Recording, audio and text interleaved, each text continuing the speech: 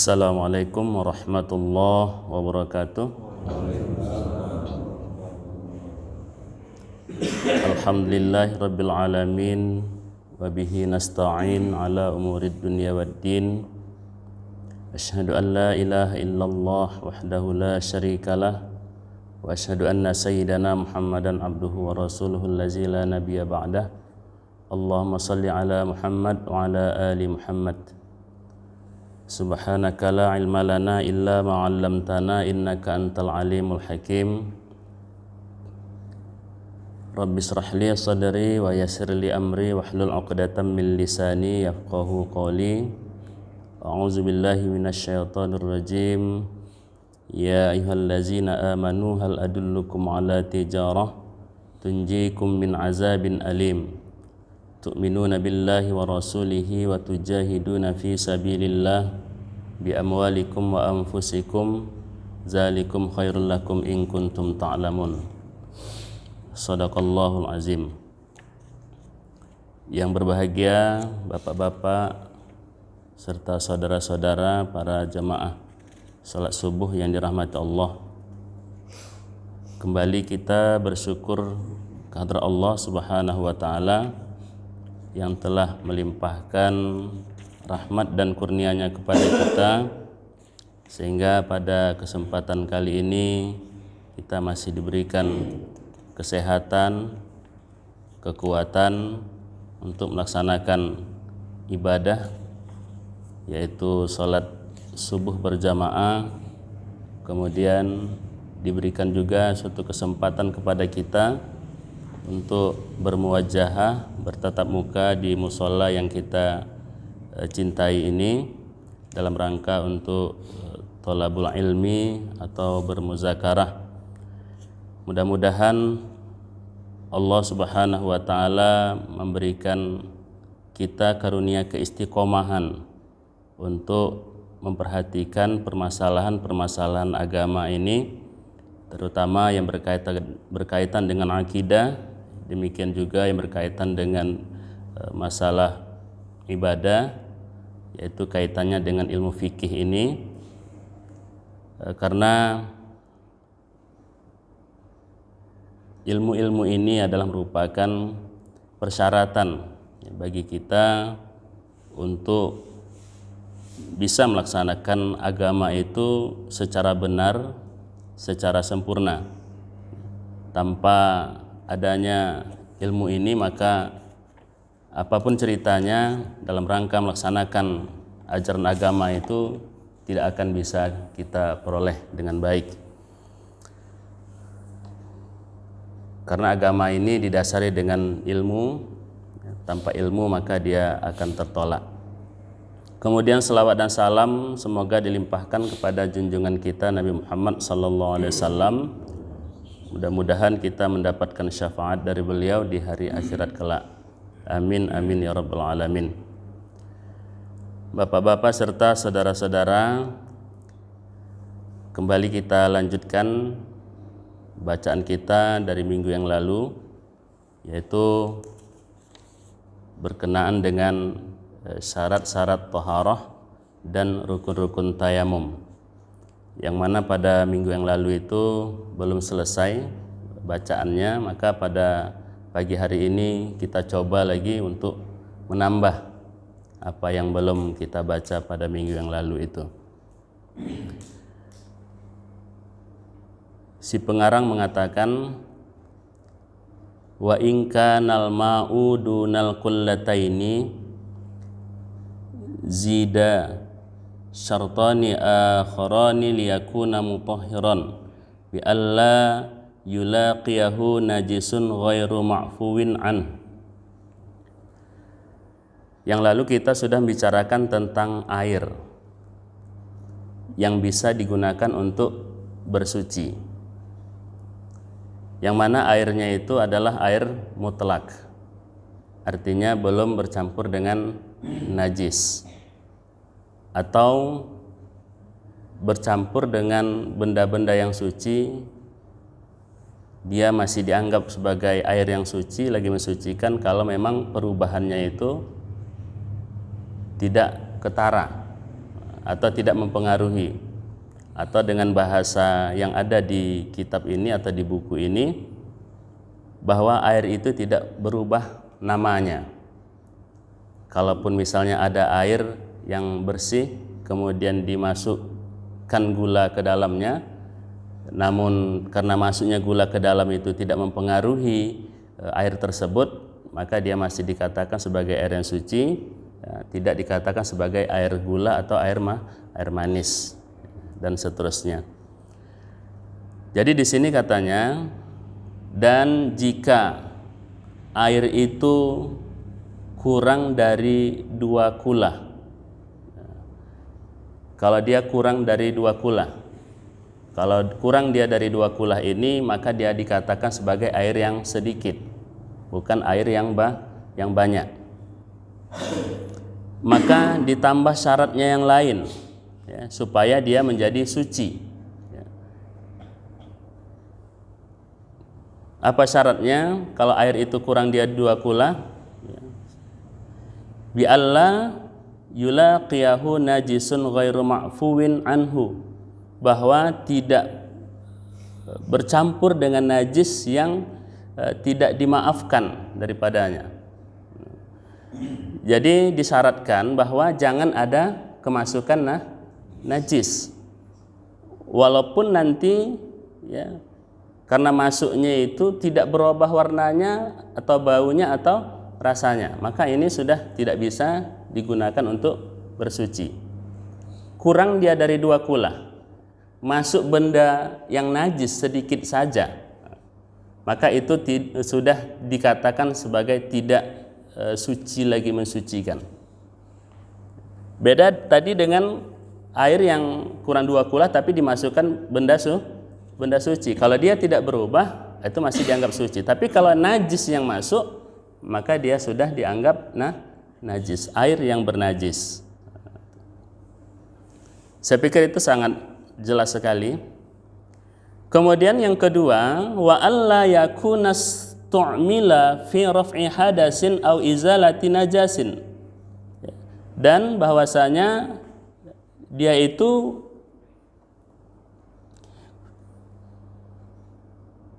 tidak dipakai ya, untuk mengangkatkan hadas atau menghilangkan najis. Maksudnya air tersebut bukan merupakan air daripada yang sudah dipakai untuk berwudu atau untuk menghilangkan najis atau untuk mandi, atau dalam istilah kita yang lalu itu disebut dengan istilah air musta'mal. Ya. Air musta'mal itu adalah air yang suci tapi dia tidak bisa mensucikan. Nah, jadi air musta'mal itu adalah air daripada yang sudah kita gunakan ya, untuk melakukan wudu. Misalnya ketika kita mencuci muka, kemudian kita tampung ya, air yang mencuci muka itu, nah, itu yang kita tampung itu sudah dikatakan sebagai air yang musta'mal ya. Jadi itu saya pikir juga merupakan sesuatu yang sudah jelas ya. Kemudian wa man lam yajidil ma'a au kana yadurruhul ma'u tayammama ba'da dukhulil waqti wa zawalin najasah wa ma'rifatil qiblah biturabin khalisin tahirin lahu ghubar fil wajhi wal yadaini yurattibuhuma bidarbataini biniyati istibahati fardhi shalah ma'an naqli wa mashi awwalil wajh. Di sini disebutkan, dan orang yang tidak mendapatkan air. Perhatikan, orang yang tidak mendapatkan air, atau air itu bisa memberikan mudrat kepadanya. Air itu bisa memberikan mudrat kepadanya. Tayammam, maka dianya harus bertayamum. Perhatikan. Jadi syarat untuk bertayamum itu yang pertama, ketika air tidak didapati, tidak diperoleh. Maksudnya di sini setelah dicari, ya, setelah dicari, namun air tidak dapat, maka dikatakan di sini lam yajidil ma, ya, tidak didapati air. Jadi mesti dicari dulu. Tak boleh kita misalnya, udahlah, tak adanya ini, ya. Nah, jadi harus dicari. Kalau misalnya di daerah yang datar itu sejauh mata memandang, ya, sejauh mata memandang, maka keliling kita lihat, kan gitu. Nah, kalau dia di daerah yang berbukit-bukit, kita naik di atas bukitnya, tengok sekelilingnya. Ya. Kemudian kalau di kitab tertentu itu ada jarak-jarak tertentu yang kita harus berkeliling mencarinya. Ya. Jadi kita tidak boleh hanya berasumsi saja. Ini tak adanya air ini, udah. Ya. Nah, jadi itu merupakan persyaratan. Jadi mana tahu kita melakukan sebuah perjalanan atau musafir gitu, sehingga kita kesulitan untuk mendapatkan air, sedangkan waktu sholat sudah masuk, ya, kita harus laksanakan itu, ya, maka kita cari dulu. Nah, dicari, jangan hanya sekedar diasumsikan. Atau katanya air itu bisa memberikan mudrat. Mana contohnya? Orang yang sakit. Orang yang sakit, kalau dia menggunakan air untuk bersuci, maka bisa bertambah penyakitnya atau mengancam jiwanya, bisa mati gitu. Atau dia itu menggigil sekuat-kuatnya gitu, sehingga tidak bisa melakukan apa-apa. Jadi menggigil ini juga boleh dikatakan ya sebagai suatu penyakit yang disebabkan oleh air tadi gitu.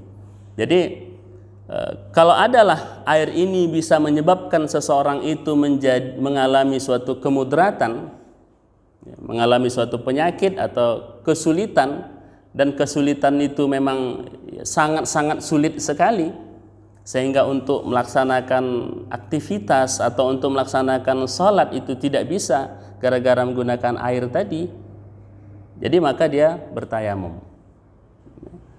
Atau oleh dokter dia dikatakan tidak boleh kena air. Ini berarti kan kaitannya dengan sakit juga gitu ya. Oleh dokter yang memang dipercaya, dokter yang memang sudah ahli, dikatakan bahwa penyakit ini jangan sampai kena air, atau luka ini jangan sampai kena air. Kalau kena air nanti bisa bertambah, atau kalau kena air nanti bisa mengakibatkan terganggunya jiwa, terancam jiwa. Jadi hal yang semacam itu, maka mestilah dia bertayamum. Kemudian apa syaratnya lagi ketika kita hendak melaksanakan tayamum? Yaitu masuk waktu. Jadi ketika kita sudah nggak dapat air atau kita tidak bisa menggunakan air, ketika kita hendak melaksanakan tayamum ini harus masuk waktu dulu. Maksudnya waktu sholat. Berbeda dia dengan wudu. Misalnya ketika kita mau sholat maghrib, ya, pada jam 5 atau bahkan wudu yang kita gunakan pada waktu asar itu, ya, masih bisa kita gunakan untuk sholat maghrib. Tapi kalau untuk tayamum ini, ya, harus dia masuk waktu dulu. Nanti ketika kita melakukan perjalanan, ya, kemudian masuk waktu sholat, nah, kemudian kita tidak bisa dapat air di sana, maka barulah boleh kita bertayamum, ya, karena sudah masuk waktu. Kalau belum masuk waktu sholat itu, maka kita tidak boleh melaksanakan tayamum. Atau kalaupun kita tayamum, tayamumnya itu nanti tidak bisa digunakan untuk melaksanakan sholat wajib itu sendiri. Nah, jadi itu ketentuannya. Kemudian wazawalin najasah allati la yu'fa anha, bahwa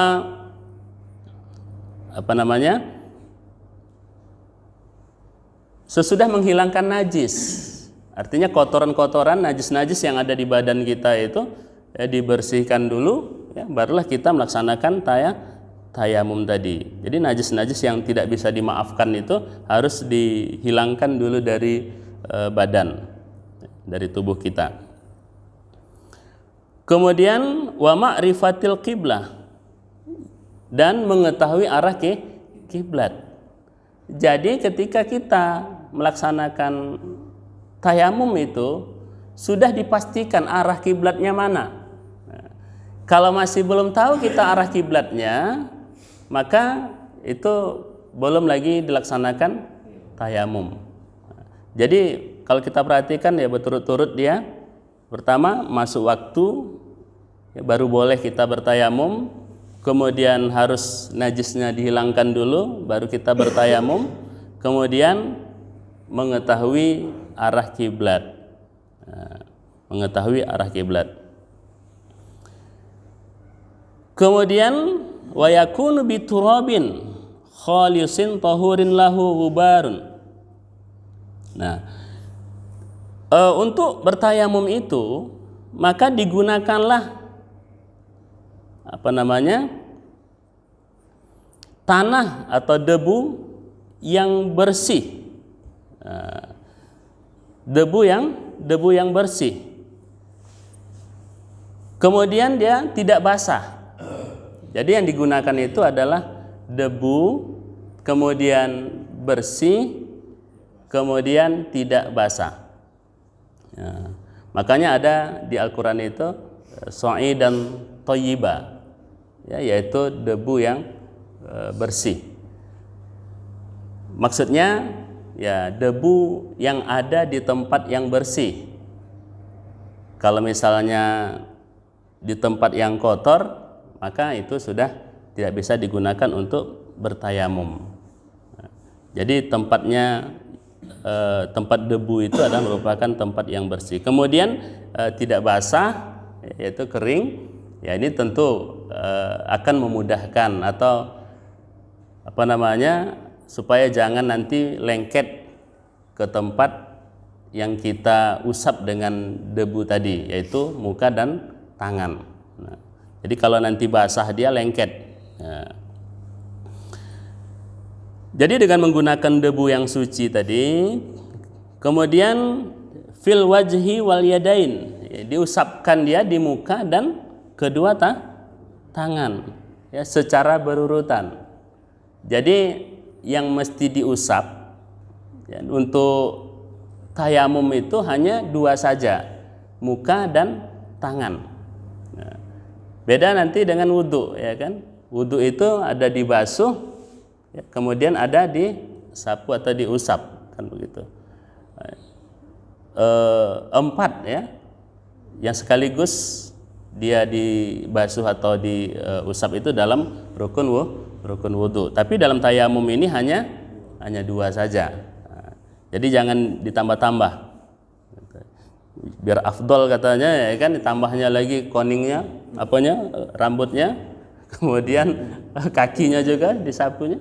Nah, jadi disinilah istilahnya kemurahan Tuhan, ya, memberikan kemudahan, memberikan rukhsah atau keringanan. Ya, karena kita kesulitan air, kemudian karena kita tidak bisa menggunakan air, maka diberikan keringanan, bisa melaksanakan tayamum hanya dengan menggunakan debu yang bersih, debu yang suci. Kemudian yang diusap juga, yang disapu juga hanya dua bagian saja, muka dan tangan.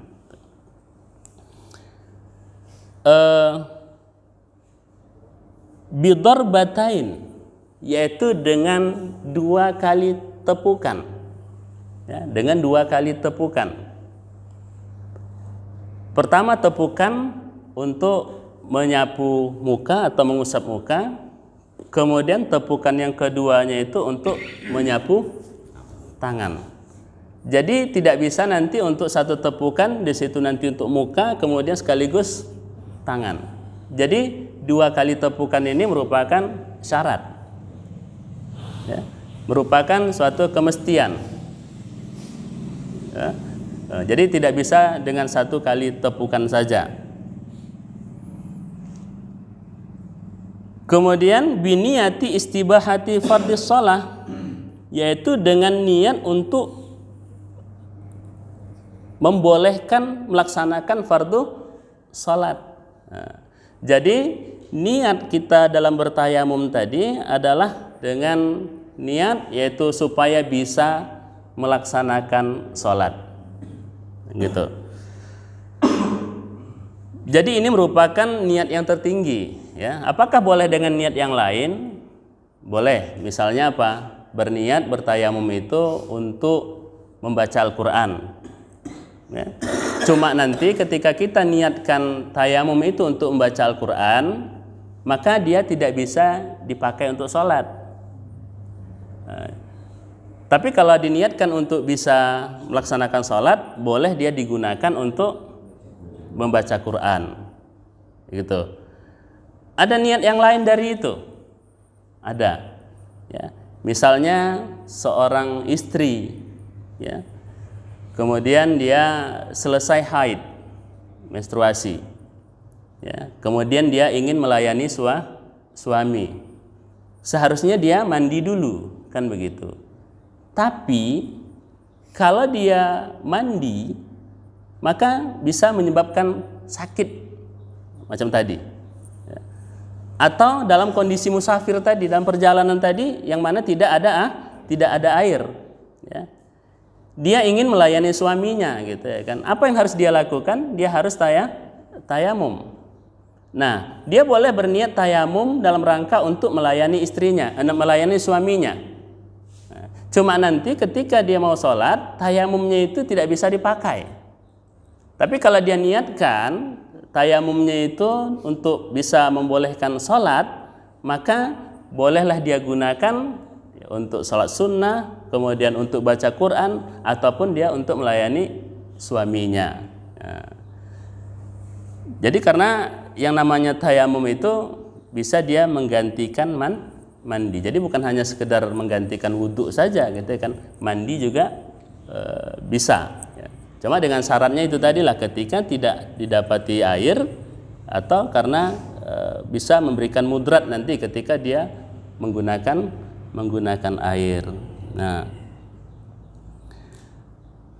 jadi niat untuk membolehkan melaksanakan sholat itu ma'an nakli wa mashi awwalil wajhi, yaitu bersamaan dengan memindahkan, ya. Ketika memindahkan memindahkan debu tadi, ya, dan menyapu wajah pada kali pertama. Waktu pertama mengusap wajah itu, disitulah kita melaksanakan niat tadi. Nah, jadi itu dia yang merupakan ketentuan-ketentuan yang dapat kita pahami ketika kita melaksanakan tayamum ini. Jadi ada beberapa ketentuan yang lain lagi yang dapat kita pahami berkaitan dengan menepuk tadi, ya. Kita tepuk ke debu tadi dengan 2 tepukan. Persyaratannya apa? Kalau untuk tepukan yang kedua itu kan untuk menyapu tangan. Maka kalau seandainya ada yang namanya cincin atau jam tangan atau hal-hal yang mencegah sampainya debu itu ke anggota yang mesti diusap dengan debu tadi, itu dilepaskan. Ya, itu dilepaskan. Jadi itu merupakan suatu persyaratan. Tapi kalau nanti untuk yang menyapu muka tak apalah. Misalnya kita pakai cincin, tepukan yang pertama, ya, kemudian kita sapukan ke muka, padahal cincin kita ada, itu nggak jadi masalah. Tapi nanti ketika kita hendak menyapu tangan, maka cincinnya itu harus dibuka. Karena nanti apa? Ketika kita menyapu tangan, itu nanti debunya tidak sampai ke bawah daripada cincin tadi. Nah, kalau berwudu tak pala. Ya, kalau berwudu tak pala. Kenapa? Karena dengan menggerak-gerakkan cincin itu saja, itu airnya sudah bisa sampai, sudah bisa masuk. Nah, jadi itu ketentuannya untuk melaksanakan tayamum ini gitu. Jadi kemudian ketika kita melaksanakan proses tayamum itu, ketika menyapunya jangan tangan kita terangkat sebelum selesai semuanya tersapu. Dalam satu pendapat mengatakan bahwa itu nanti menjadi tidak sah. Karena apa? Karena debunya nanti menjadi mustakmal. Tapi dalam satu kitab juga kita baca hanya sekedar sunnah saja, ya. Jadi jangan nanti ketika kita menyapu ini terangkat dia, kita lanjutkan lagi, ya. Dia harus sama terus, ya. Dia harus lengket terus. Nah, gitu. Jangan nanti terangkat, ya, baru lanjutkan, ya. Itu tidak dibolehkan, gitu.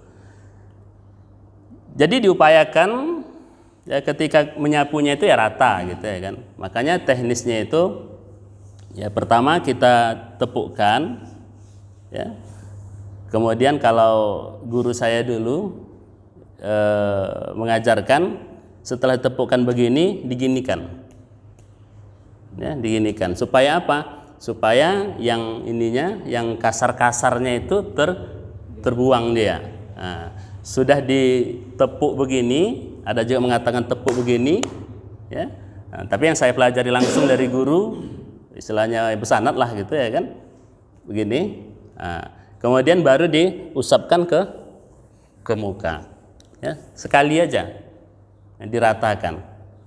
Nah, itu tepukan yang pertama. Kemudian tepukan yang kedua, ini kemudian diginikan lagi, ya, supaya apa tadi? Kemudian telapak tangan kita ini dibagi dua, ya, dibagi dua. Nah, jadi untuk debu yang lengket di sini itu kita gunakan untuk ini, ya, ini, ya. Nah, betul. Yang ininya kita pakai untuk gitu, ya. Jadi istilahnya gini. Nah, jadi nggak pala susah, sekali aja. Terus yang kanan juga, untuk yang kiri, debu yang kanan untuk yang kiri juga sama, dibagi dua, ya. Udah cukup, ya. Jadi itu teknis, jadi nggak pala susah-susah, ya. Jadi ini merupakan suatu pengetahuan bagi kita. Kenapa penting sekali? Karena kondisi kita tidak selamanya sehat, ya. Terkadang kita ada yang dicoba oleh Allah Subhanahu wa taala dengan suatu penyakit yang mana penyakitnya itu memang tak bisa kena air atau memang susah, ya, kemudian mungkin, ya, boleh kena air tapi sangat susah sekali untuk mendapatkan air di rumah itu karena tidak ada pembantu, tidak ada apa, begitu ya kan. Kalau kita istilahnya mau ke kamar mandi mendapatkan air itu harus menjalar-jalar dulu, ya kan, berguling-guling dulu sampai susah lah, begitu ya kan.